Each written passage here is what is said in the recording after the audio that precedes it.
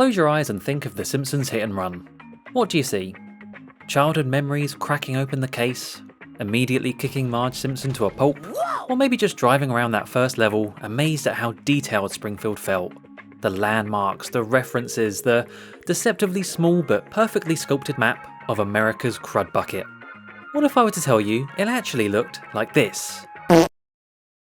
Oh my. Goodness. Okay, that's enough. So this is the start of a series where I'm taking on the ambitious, or maybe just foolish task, of remastering The Simpsons Hit and Run. Well, remaster might be a bit much. I'm no AAA studio rebuilding the game from the ground up, but for the sake of these videos, it's just the easiest term to use. The goal is to use modding tools to clean up the game's graphics and create a Springfield that actually feels like the show, so stick around to hear the plan. But first, let's take a step back. Did it really look like that? Yes. Though The Simpsons Hit and Run has maintained such an impressive and frankly quite absurd relevance in gaming culture, it is still a game from 2003. Graphics were more primitive back then, it's a long time ago after all. In fact, if you played this game during your childhood, you're probably well into your 30s by now and worrying about your next mortgage rate. Sorry for the reminder. Then of course there's the nostalgia. We played Hit and Run as kids, less fussy about graphics, and our rose-tinted memories hides all kind of minor flaws we'd nitpick today. Plus CRTs helped too. Their fuzzy anti-aliasing smoothed out all those nasty textures and helped unify everything visually, something you lose on modern HD screens. Especially on the PC version, where all the graphical charm is laid bare in crisp high resolution. Which is fine because after all these years the gameplay is still fun and looks don't really matter, right? Well, it would be nice if it looked better. Everything else about playing the PC version is top notch. It's easy to boot up on new computers with widescreen support, bug fixes and mods. So many wonderful mods. Ooh, especially that one. It's just a pity the visuals don't quite hold up. Speaking of those mods, if you want to see the crazy creative things people were doing with this game in action, go check out my Simpsons Hit and Run and Mod playlist, full of spotlight videos from over the years. The game's graphics are a big reason why fans desperately cry out for a remaster, again and again and again and again and again and again. Sadly, there's no sign of anything official coming our way. If anything, we're going the opposite direction, with Tapped Out finally shutting down after 12 years. Instead, fans have taken it upon themselves to give this 22-year-old game a bit of tender love and care. Chances are you've stumbled across either this or this here on YouTube, and now it's my turn, so get those things out of here. No, wait, come back. I feel bad, look. They're both really very impressive. Rube's Unreal Engine remake was technically brilliant, just not to my visual taste, and it wasn't shareable, which was a shame. El Gato del Tejado started working on a mightily ambitious project overhauling the models, the textures, and even the cutscenes of the original game. It's a serious dedication to the cause, but again, there's just a few things that I don't mesh with and I would do differently. So I am. Here's the plan. First up, textures need an overhaul, but nothing too crazy different. I want this to still feel like The Simpsons Hit and Run, but feel closer to the style of the show itself. There's a ton of textures in the game that just don't look right, either because the style of it is weird or it literally doesn't match the show. Thanks to the power of modding tools, uploading higher quality textures is easy peasy. But that doesn't mean just sticking the current textures into an AI upscaler and re-importing them, no. Just like El Gato, I'm going to redraw the textures by hand in a more authentic Simpsons style. The equivalent of turning this into this. Getting the art style right is crucial, so a little Springfield visual research is in order first. Second on the agenda, add more stuff to the map. Some areas feel a little bare, and a few extra in-game props could really make the world feel more lived in. Take this spot here outside the Simpsons house. Some bins would fit right in. Or here, a bench would look lovely. Having dabbled with modding Hit and Run before, I'm perhaps, maybe, slightly confident-ish I've got the technical know-how to place extra stuff all around the map. And that's about it. If you're wondering about shiny new models or revamped missions, the answer is hell no. I don't think it's necessary, and I want to stay true to the original game. Yep. Okay, well, it's because I'm lazy, and other people have made mods that do those things anyway. Oh, and on the topic of laziness, which I'm going to rephrase as scope management, for this series I'm only going to focus on level 1. I'd rather have something short and complete that I can share with you to play yourselves rather than bite off too much and burn myself out. I'd love to have a completely overhauled hit and run from start to finish, but that's just not realistic. Okay, research time. I say research as if I haven't watched The Simpsons my entire life, but I wanted to take a look at a couple of video game Springfields for inspiration. And to be honest, it was a bit of a letdown. Despite a hefty library of Simpsons video games, most were released as 2D titles back in the 1990s. For 3D games, we're pretty limited, with only The Simpsons game releasing after Hit and Run in 2007.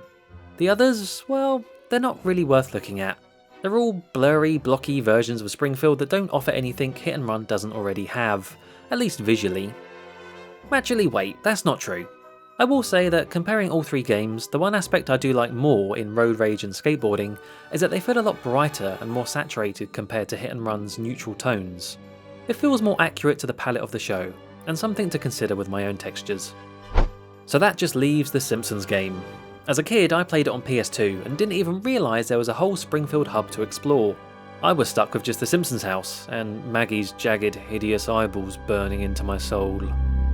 The PS3 and Xbox 360 versions had a whole town full of familiar faces roaming the streets, and even some buildings you could go inside. It was a really neat idea, but the lack of traffic and extra pedestrians gave it a strangely ethereal atmosphere. Like some sort of Springfield purgatory frozen in time, its inhabitants forever destined to roam the barren streets saying, "Afternoon, jackass!" The game is of course cel-shaded, which instantly brings it closer to the show's style. But what about the textures? Aside from this brick pattern they like to spam on most buildings, they've added detail in the form of stains and blotches. Without these, the walls and floors would just be big blocks of boring flat colour. Adding texture with scuffs and stains is similar to what the show does now, and exactly what the Simpsons movie did. And hey, the movie looked great, so why not do it as well? Take the existing low resolution textures, redraw them with cleaner and brighter detail, and then throw in some scuffs, stains and marks to help break it all up a bit. Anyway, back to Hit and Run. We're going for cleaner, brighter textures with added detail, but there's one more thing to consider. Outlines. Since Hit and Run lacks cel shading, many try modifying the shaders to add it in. And guess what? Forcing a visual style onto something that wasn't designed with it in mind looks kinda bad. Oh merde! Oh. Quelqu'un a mangé tous les desserts qui étaient à la maison. J'ai besoin Okay then. So I'm definitely not going to do that, but what about outlines in the textures themselves? Kinda like what Elgato has done. In theory it makes sense, after all that's how the show looks, right? Well, to me it's still forcing a style that doesn't fit, like two mismatched puzzle pieces. You end up with a map that has some parts outlined and other parts not, like all the surface edges, characters and vehicles. I'm going to keep everything consistent and just go with no outlines. Right, enough background, let's start getting technical and I'll walk you through how this whole remastering adventure began. I mentioned earlier about modding tools to make this all easier. The main one in question is Lucas's Pure 3D editor, which lets you open up and edit the .pure 3D files that make up the game. These things pretty much hold everything related to what you see, the models, the collision, the textures, the shaders, the particles, the whole shebang. And it's got the tools to let you tweak the settings, export and import new versions of them. I began retexturing where you start level 1 in Evergreen Terrace outside the Simpsons house. In Hit and Run, the game's files are split into levels 1 through 7, and then broken down even further into regions that the game dynamically loads. The Evergreen Terrace region is L1Z1, the Quickie-Mart is L1Z2, and so on. There's also another file called L1 Terra, which contains shared assets across all of the regions of the level. I opened up L1Z1 and used the handy Export All Textures feature to, well, export all textures. And there they were, the tiny 64 by 64 pixel textures that made up the Simpsons and Flanders houses. Some do vary in size though, like this larger Evergreen Terrace sign. The game has an upper limit texture size of 2048 by 2048 pixels, and though we can bypass that with hacks, I didn't need to go that big anyway. If they were too high res, they'd stick out weirdly against the lower poly models like those hideous realistic Minecraft texture packs from back in the day. Ugh. After a bit of experimenting, 512 by 512 seemed to be the sweet spot for most textures, with some going slightly bigger or smaller depending on the size of the model.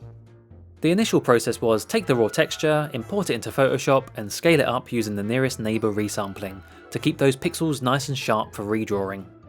I started in Photoshop but quickly realised that could come back to bite me later on. What if I wanted to tweak the size of the texture or move some parts around? Unless I really carefully managed layers, it would soon become a nightmare. Plus, everything would be locked into a static rasterized format. I soon realised that Adobe Illustrator would be the better choice to create vector-based textures instead. I could re-export at any size I wanted without losing detail, and I didn't have to worry as much about layers. Plus, Illustrator has my favourite tool, the blob brush. Not only is it fun to say, blob brush, but it was perfect for this project. I could paint and connect shapes really quickly, and it's got a smoothing setting which helped achieve a cartoon style. Even better, I could use it alongside the roughen effect to give shapes a bit of hand-drawn irregularity to them, to mimic the show and avoid the perfectly straight unnatural lines of the original textures. I also used it for the stains and scuffs mentioned before, and boy did it make a huge difference. This plain wall texture of the Simpsons house had a few blurry dots.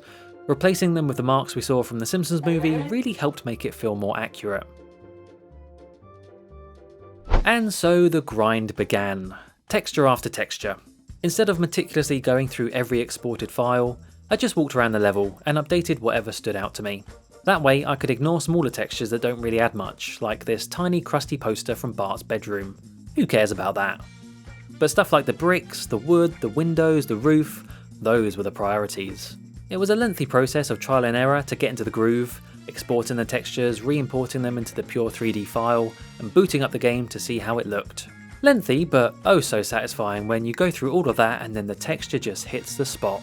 And let me tell you, that was made more difficult when I realised just how weirdly the game's textures are used.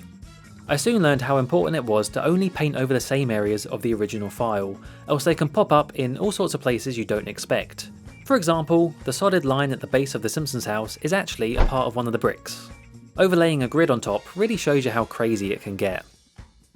On the other hand, sometimes this worked in my favour, like how the mailbox texture was also used for Wiggum's trash can where it fit just as well.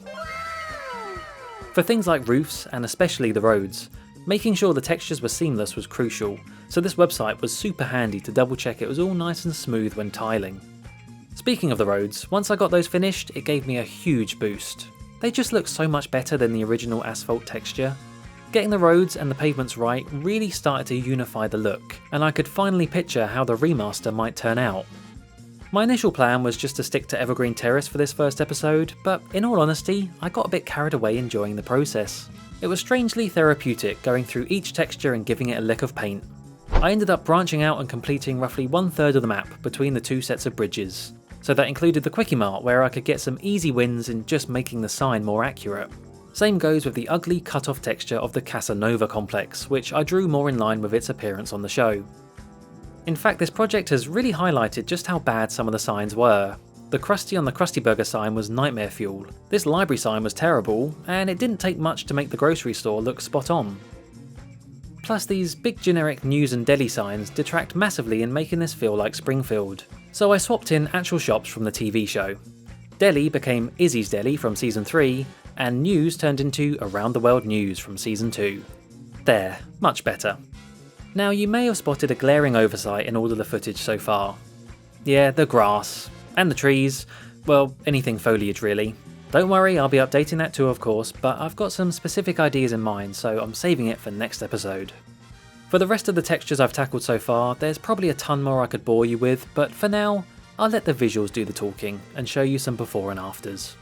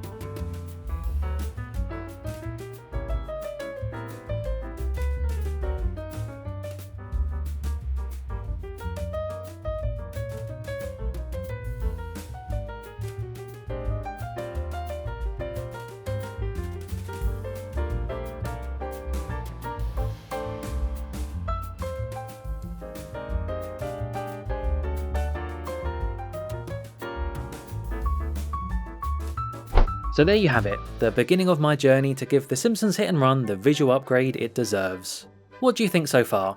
If you're enjoying the project and want to play this mod yourself in the future, please do like the video and leave a comment down below letting me know your thoughts. Stay tuned for next episode where we'll be looking at billboards, grass, and the sky. Oof, that sounds really boring, doesn't it? I promise you it won't be, it's going to be really cool.